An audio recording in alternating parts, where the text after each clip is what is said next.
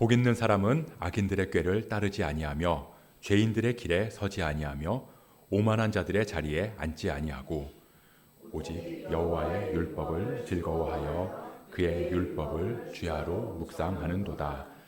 그는 시냇가에 심은 나무가 철을 따라 열매를 맺으며 그 잎사귀가 마르지 아니함 같으니 그가 하는 모든 일이 다 형통하리로다. 악인들은 그렇지 아니하며 오직 바람에 나는 겨와 같도다. 그러므로 악인들은 심판을 견디지 못하며 죄인들이 의인들의 모임에 들지 못하리로다. 무릇 의인들의 길은 여호와께서 인정하시나 악인들의 길은 망하리로다. 아멘. 먼저 설교를 시작하기에 앞서서 여러분들한테 하나 질문을 하겠습니다. 여러분들은 행복하신가요?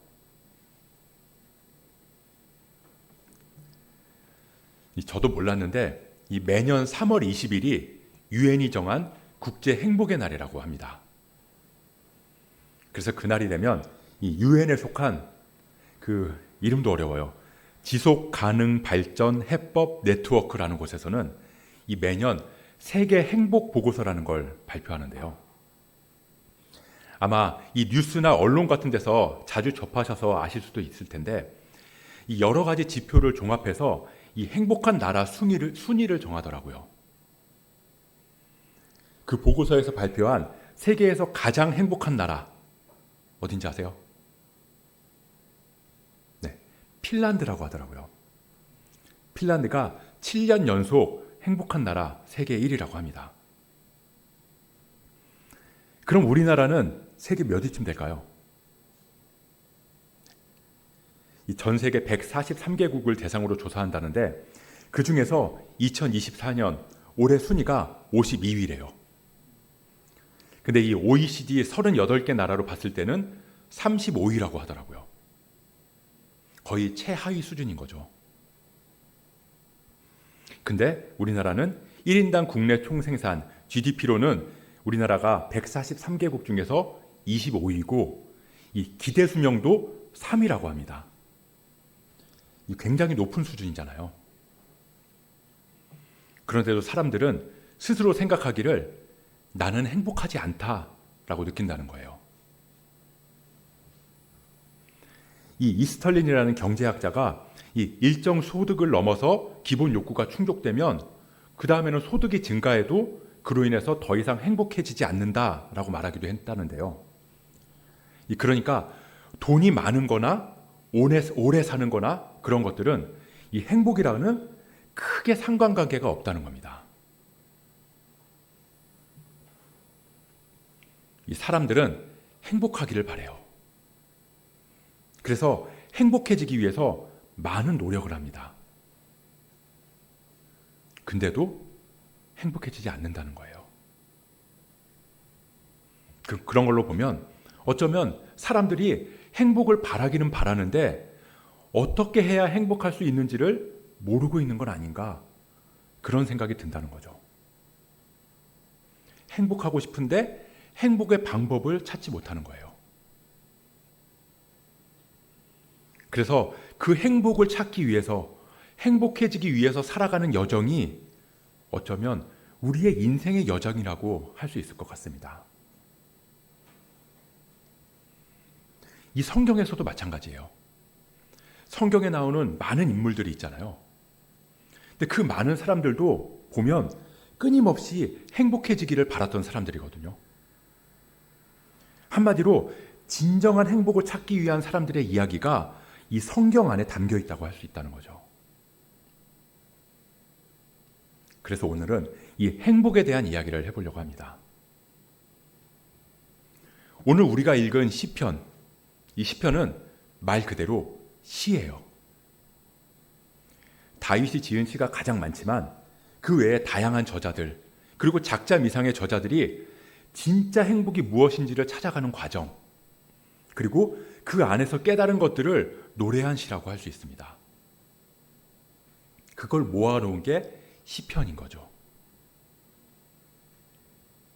우리가 읽은 이 시편 1편은 이 시편이 150편까지 있는데요. 이 150편의 시 전체를 압축해 놓은 시라고 평가를 받고 있습니다. 근데 그 시편을 시작하면서 제일 처음에 복 있는 사람은 이렇게 시작한다는 거예요. 왜 이렇게 읽으면 왠지 이 복 있는 사람은 이러이러해야 된다라고 하는 이 조건을 말하는 것처럼 들리기도 하는데요. 이 말씀드린 것처럼 이건 시예요. 이 번역하는 과정에서 이 산문 형식으로 번역을 하다 보니까 그렇게 읽히는데 이 느낌을 살려서 읽으면 이렇게 할 수 있을 거예요. 복되도다. 악인들의 꾀를 따르지 아니하며 죄인들의 길에 서지 아니하며 오만한 자들의 자리에 앉지 아니하는 사람들이요. 이 성경에는 복이라는 말이 정말 많이 나옵니다. 근데 이 복이라는 말로 사용된 단어가 여러 가지가 있지만 대표적으로 두 개가 있어요. 이 하나는 부르카라는 히브리어로 이 하나님의 은혜, 하나님 주시는 축복 그런 걸 의미하고요. 그 대표적인 말씀으로는 이 민수기 6장에 나오는 여호와는 내게 복을 주시고 너를 지키시기를 원하며 이때 복이 부르카, 하나님께서 주시는 축복 그걸 말해요. 그리고 또 하나는 아슈레라고 하는 단어를 사용하는 복인데요. 이거는 우리가 흔히 말하는 행복이라는 의미를 담고 있는 단어입니다. 대표적인 말씀으로는 이 신명기 33장에 이스라엘이여 너는 행복한 사람이로다. 이때 이 단어가 사용됩니다. 그리고 우리가 오늘 본 시편 1편에 나온 복 있는 사람, 여기서 복 역시 행복이라는 뜻의 아슈레가 사용되고 있다는 거예요. 그러니까 시인이 복되도다, 행복하도다 라고 말하면서 행복에 대한 이야기를 하고 있다는 겁니다. 우리 오늘 본문 말씀을 1절, 2절 말씀 공동 번역으로 한번 같이 읽어보도록 하겠습니다. 같이 읽어보겠습니다. 복되어라 악을 꾸미는 자리에 가지 아니하고 죄인들의 길을 거닐지 아니하며 조소하는 자들과 어울리지 아니하고 여호와께서 주신 법을 낙으로 삼아 밤낮으로 그 법을 되새기는 사람. 복되도다, 행복하도다. 그럼 어떤 게 복되고 행복한 거냐? 악인들의 꾀를 따르지 아니하고 죄인들의 길에 서지 아니하고 오만한 자의 자리에 앉지 않는 거다. 한마디로 죄를 짓지 않는 거다. 그럼 이 행복하도다, 죄를 짓지 않는 사람이여 이렇게 말해도 되는데 왜 악인들, 죄인들, 오만한 자들 왜 이렇게 사람을 연결지어서 이야기를 한 걸까요? 왜 그런 사람들의 편에 서지 않는 게 행복이다 라고 표현하냐는 거죠. 여러분들은 어떤 때 행복을 느끼시나요? 돈이 많아져서 내가 하고 싶은 걸 다 하면 행복해질까요? 저는 그만큼의 돈이 없어 봐서 잘 모르겠지만 이 아까 말했던 행복지수에서 볼 수 있듯이 그건 아닌 것 같아요. 그러면 이 스타가 돼서 유명해지면 행복해질까요? 글쎄요.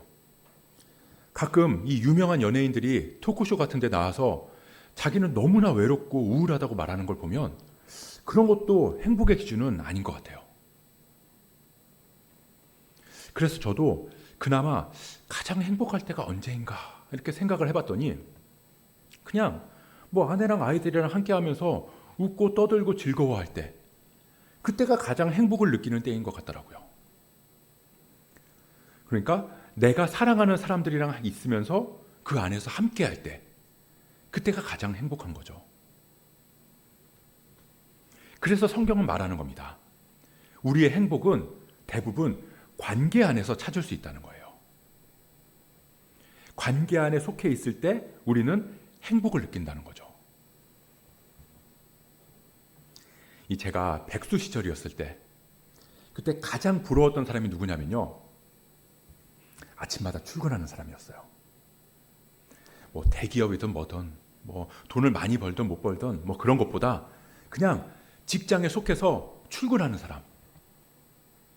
그래서 취직만 하면 제 인생이 정말 정말 행복해질 거라고 그렇게 생각했거든요. 그러다가 나중에 진짜 저도 직장에 딱 취직을 했는데요. 처음에는 정말 너무너무 행복하더라고요. 아침에 일찍 일어나는 것도 하나도 안 힘들고요. 특히 이 회사 이름이 박힌 명함이 나왔을 때는 정말 좋더라고요. 너무 행복해서 이 첫 월급은 전부 다 감사원금을 했고요. 두 번째 월급은 부모님이랑 동생들 막 선물도 사주고, 그리고 세 번째 월급은 내가 갖고 싶은 것들은 다 사고. 근데 그러고 나니까 회사 다니는 게 더 이상 행복하지 않은 거예요. 그렇게 아침마다 막 회사에 출근하는 사람이 부러웠는데 그것도 몇 달 지나고 나니까 이제는 그냥 어딘가 속해 있지 않은 사람이 그렇게 부러울 수가 없더라고요. 이 시편 저자가 행복하도다 죄를 짓지 않는 사람이여 이렇게 말하지 않고 악인들, 죄인들, 오만한 자들 이렇게 사람을 연결지어서 행복을 이야기한 이유는 행복이 그런 관계 안에서 오기 때문이라는 거예요. 근데 악인들, 죄인들, 오만한 자들 그들과의 관계 안에서 오는 행복은 진짜 행복이 아니라는 겁니다. 그렇다면 진짜 행복은 어떤 관계에서 오는 걸까요? 2절 말씀을 보면 오직 여호와의 율법을 즐거워하여 그의 율법을 주야로 묵상하는도다. 행복하도다. 악인들의 꾀를 따르지 않고 죄인들의 길에 서지 않고 오만한 자들의 자리에 앉지 않는 자들이여. 행복하도다. 오직 여호와의 율법을 즐거워하고 그 율법을 주야로 묵상하는 자들이여. 이 여호와의 율법은 하나님의 말씀을 의미하는 거거든요. 그러니까 하나님의 말씀을 즐거워하면서 그 말씀을 주야로 묵상하는 사람, 그 사람이 행복한 사람이다. 근데 행복은 관계 안에서 온다고 그랬잖아요. 그러면 악인이나 죄인이 아니라 하나님과 관계 맺는 사람이 복이 있다라고 해야 되는데 하나님의 말씀을 묵상하는 게 복이 있다 그런다는 거죠. 왜 하나님이 아니라 하나님의 말씀을 즐거워하면서 묵상하는 게 복이 있다고 말할까요? 그건 하나님이 우리 눈에 보이지 않기 때문이에요. 그래서 우리는 하나님과 관계 맺는 법을 모르는 거죠. 왜 눈에 보이는 사람들은 따르기도 하고 그 길에 같이 서기도 하고 그 자리에 같이 앉을 수도 있는데 눈에 보이지 않는 하나님은 어떻게 따르고 어떻게 서고 어떻게 그 자리에 같이 앉는지를 모른다는 거예요. 그래서 하나님과 관계 맺는다는 건 하나님의 말씀을 즐거워하는 거다. 하나님의 말씀을 가까이 하는 게 곧 하나님과의 관계 안에 거하는 방법이기 때문에 말씀을 주야로 묵상하라고 이야기하는 겁니다. 말씀이 곧 하나님이니까요. 요한복음 1장 1절 말씀입니다. 태초에 말씀이 계시니라. 이 말씀이 하나님과 함께 계셨으니 이 말씀은 곧 하나님이시니라. 이 성경에서 말하는 행복은 그런 거예요. 하나님과 함께하는 것, 하나님 안에 거하는 것. 그래서 말씀을 읽고 묵상하면서 그 말씀대로 따라서 살아가는 것. 그게 행복의 길이라고 이야기하는 겁니다. 그렇게 이 하나님의 말씀을 가까이 하면서 하나님과 관계 맺는 사람은 어떤 모습인가? 그게 3절 말씀에 나오는데요. 그는, 그러니까 행복한 사람은 시냇가에 심은 나무가 철을 따라 열매를 맺으며 그 잎사귀가 마르지 아니함 같으니 그가 하는 모든 일이 다 형통하리로다. 행복은 악인이나 죄인이 아닌 하나님을 따름에서 오는데 하나님을 따른다는 건 말씀을 즐거워하고 묵상하는 거다. 그리고 그렇게 행복한 사람은 시냇가에 심은 나무와 같다라는 겁니다. 여기서 돌발 퀴즈. 여기서 말하는 시냇가에 심은 나무에 가장 적합한 사진은 무엇일까요? 왼쪽이 1번, 오른쪽이 2번입니다. 1번, 2번. 시냇가에 심은 나무. 네. 우리는 1번 같이 생각하잖아요. 근데 눈치가 빠르신 분들은 대충 아시겠지만 정답은 2번입니다. 여기서 시냇가로 번역된 이 펠레그라는 단어는 이 일반적인 시냇물이라기보다는 지속적으로 물을 공급하기 위한 관계수로나 운하라는 의미를 담고 있어요. 그러니까 우리는 이 시냇가에 심은 나무를 물이 졸졸졸 흐르는 곳에 심겨진 작은 나무를 생각하지만 본래 의미는 그 나무에 물을 공급하기 위해서 의지를 가지고 물기를 냈다는 뜻인 거예요. 다시 말하면 행복한 사람, 하나님의 말씀 안에 거하는 사람은 하나님께서 그 사람을 위해서 물기를 내주신다는 겁니다. 이 심는다, 시냇가에 심은 나무, 이 심는다는 말도 보면요, 누군가에 의해서 심기어진다라는 뜻이거든요. 물가 옆에서 저절로 자라났다는 말이 아니라 의도적으로 이식했다는 거죠. 그러니까 이 악인들의 길을 따르지 않고 하나님과 관계 맺는 사람, 하나님의 말씀을 듣고 따르는 사람이 되기 위해서 하나님께서 그 사람을 원래의 위치에서 뽑아내서 하나님께서 원하시는 장소로 옮기시고 그곳을 향해서 없는 물을 끌어서라도 물을 공급하신다는 겁니다. 제가 전에 이 EBS 다큐멘터리에서 이 나무를 이식하는 주제에 대해서 본 적이 있는데요. 이 산이 밀려서 길이 난다거나 개발이 되면 거기 나무들을 뽑아서 다른 안전한 곳으로 옮겨 심는 거였는데, 이 제가 본 영상에서 이 150년 된 소나무를 이식을 하는데요. 이 뽑는 데만 2천만 원이 든다고 하더라고요. 이 나무 한 그루를 살리기 위해서 옮겨 심는데 이 수십 명의 사람이랑 장비들이 달라붙는 거죠. 제가 이 시냇가에 심은 나무라는 말을 묵상하다가 그때 봤던 다큐 내용이 생각났습니다. 나무 하나를 옮겨 심기 위해서 정말 많은 수고와 노력이 필요하구나. 왜요? 그 나무 한 그루 살리려고요.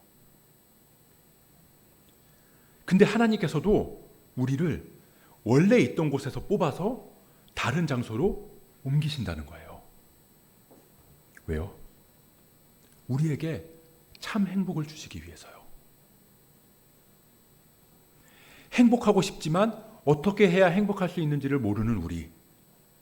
그래서 그냥 있으면 다 밀려서 죽을 수밖에 없는 그 곳에서 그래도 행복을 찾겠다고 버티고 있는 우리를 참 행복을 누릴 수 있는 자리로 옮기신다는 거죠. 근데 그 과정이 그냥 되는 게 아니라는 거예요. 그냥 뚝딱하고 뽑아서 뚝딱하고 다시 심으면 아무 일도 없다는 듯이 그 나무가 계속 살아갈 수 있는 게 아니라는 거죠. 엄청난 작업과 그 과정에서 고통도 필요하고요. 나무는 뿌리가 잘리기도 하고 가지들이 부러지기도 하고 온몸이 움직일 수 없이 꽁꽁 묶여서 차에 실려서 꼼짝없이 이동해야 되는 과정도 있고, 다시 심기어질 때도 여기저기 상처가 나고 아픔도 겪게 된다는 거예요. 이 수십 년간 한자리에 심겨져 있던 나무가 옮겨질 때 그 나무가 느끼는 충격은 엄청나다고 하더라고요. 그래서 다들 아시겠지만 그렇게 나무를 옮겨 심으면 나무가 몸살을 난대요.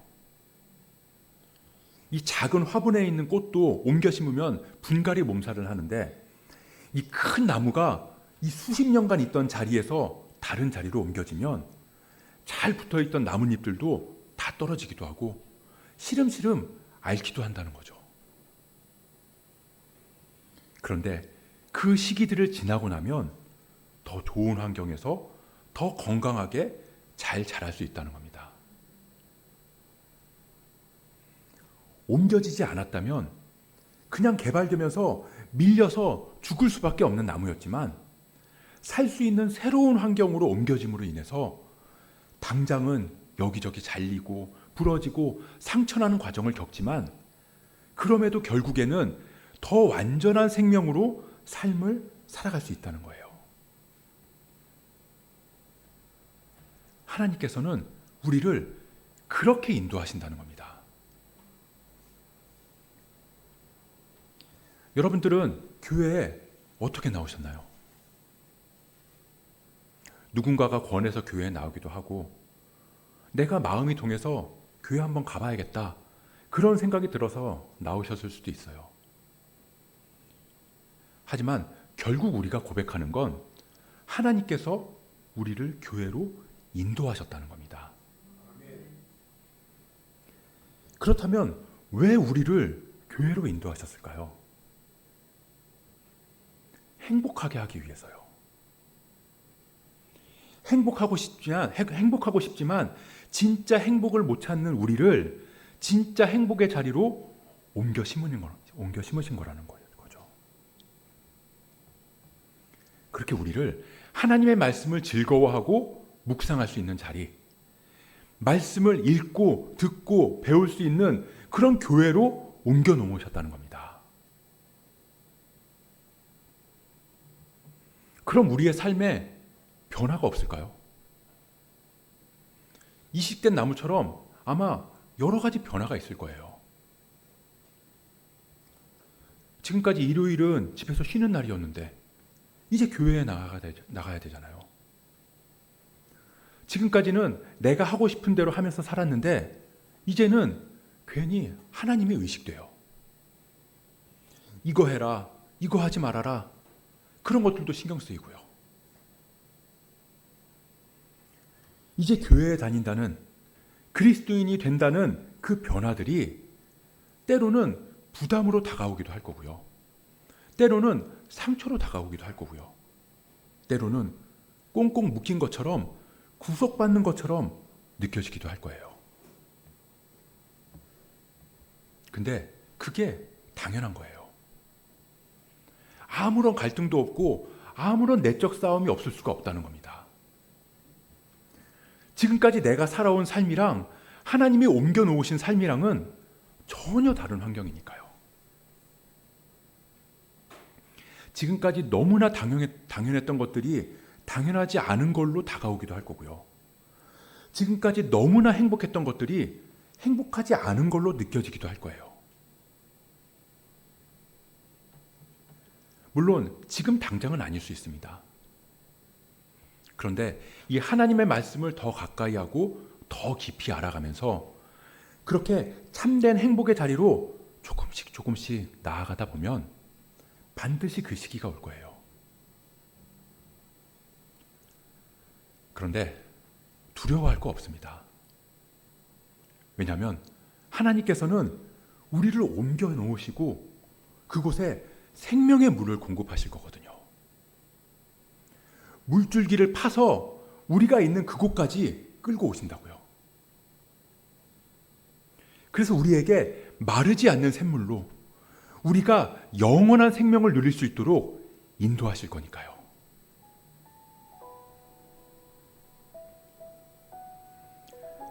여러분들은 행복하고 싶으신가요?